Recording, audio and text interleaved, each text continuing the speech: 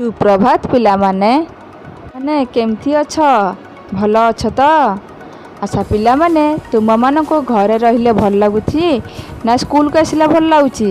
तुम मान को निश्चित स्कूल को आसिले बहुत मजा लगुथबो कारण पिला तमे माने सांग मान संगे एठी खेलुच गुरुजी गुरुआ माने पढ़ौछन तुम सुनुच मध्याह्न भोजन खाउच तापर छुट्टी होला पर सांग ही घर को जाउछ। माने तुम मान को श्रेणी गृह रे लागी लागी हुई बसिले भल लगे ना धाड़ी धाड़ी हुई बसिले भल लगे। तुम मान को निश्चित धाड़ी धाड़ी बसिले भल लगुथिबो। अच्छा पिले तुम मान भितर 6 जन पिला मो पाखक आसिल। अच्छा पिला माने तुम्हें 6 जन पिला गोटे धाड़ी रे बस। अच्छा देखिल पिले केते सुंदर भाବରେ 6 जन पिला बसचंती गोटे धाड़ी रे। अच्छा 6 जन पिला दुईटी धाड़ी रे बसिल। दुईटी धाड़ी रे केते जन पिला लेखाए बसिले ना 3 जन।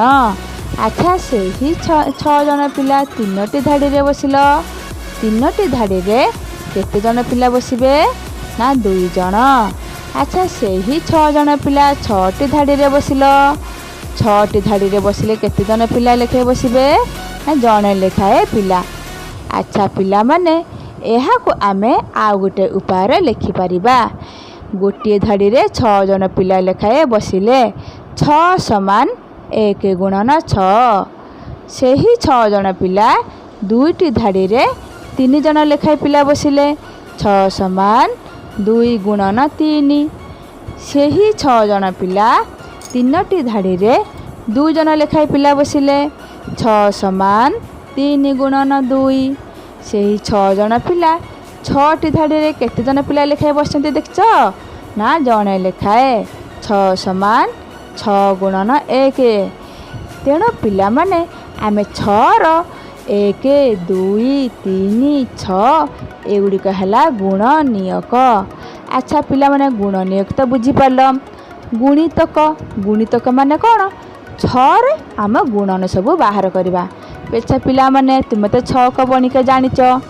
पिला माने बोलिल मो सांगरे 6 के 6 6 दूणे 12 6 3 1 8 18 6 4 24 2 रे 4 24 6 5 30 3 रे 0 30 6 6 36 3 रे 6 36 6 7 42 4 रे 2 42 6 8 48 4 रे 8 48 6 9 54 5 रे 4 54 6 10 60 6 रे 0 60।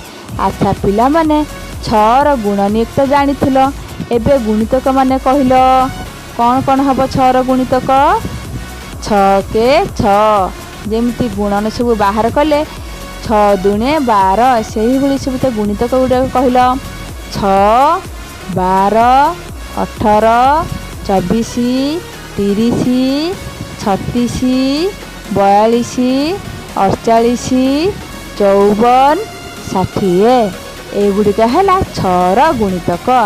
से ही भली पिला माने आमे अलगा संख्यार गुणनियक और गुणितक बाहर करि परिबा। अच्छा पिला माने तुमे मान तो एति बुझी पारिथिबो। अच्छा पिला माने आमे आर क्लास रे आहुरी गुणनियक और गुणितक विषय रे आहुरी पढ़िबा। आज पई एति बुझी परथिबारु तुमको अशेष अशेष धन्यवाद।